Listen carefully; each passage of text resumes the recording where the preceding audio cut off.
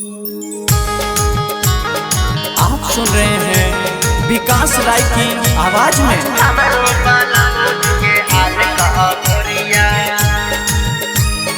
Music by Sweety films present.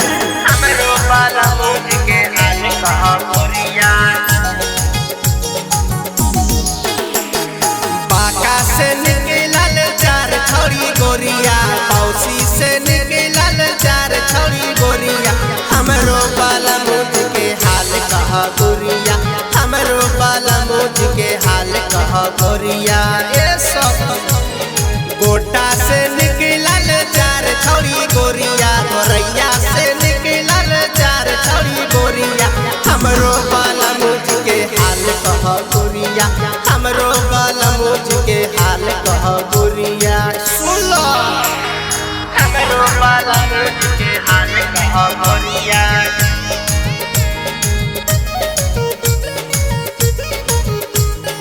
हमरो बाला मुझ के हाल कहा गोरिया। स्वीटी फिल्म्स रिकॉर्डिंग स्टूडियो वासी। हाल कहा गोरिया।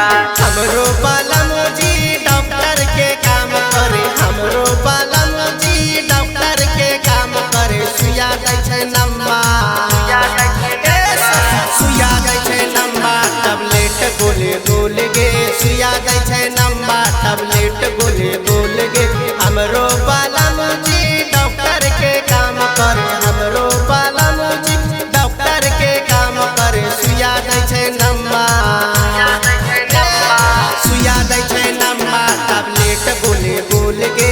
सुइया दै छै नम्मा, टैबलेट गोले गोल गे। ए सखी सुन नहीं, सुइया दै छै नम्मा, टैबलेट गोले गोल गे।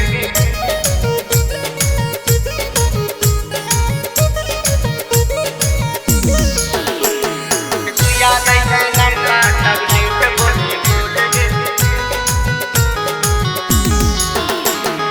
हमरो बाला मुझे जेसीबी में काम कर, हमरो बाला मुझे जेसीबी में काम कर। लगा के चार नंबर, लगाई छै चार नंबर, हॉर्न दाबै छै काम गे। लगाई छै चार नंबर, हॉर्न दाबै छै काम गे।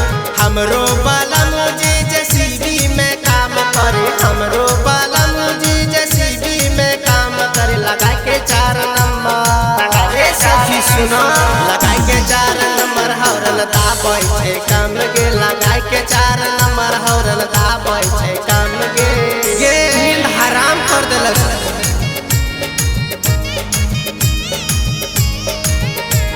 लगाई के चार नंबर, हॉर्न दाबै छै काम गे।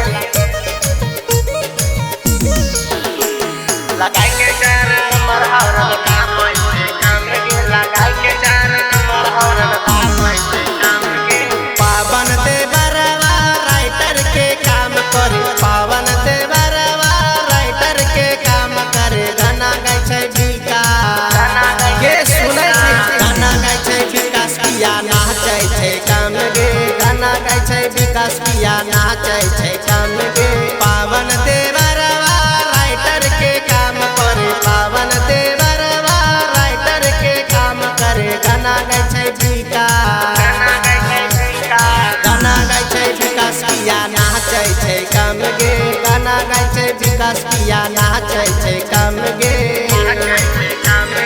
बाका से निकलल चार छोरी गोरिया, पौसी से निकलल चार छोरी गोरिया।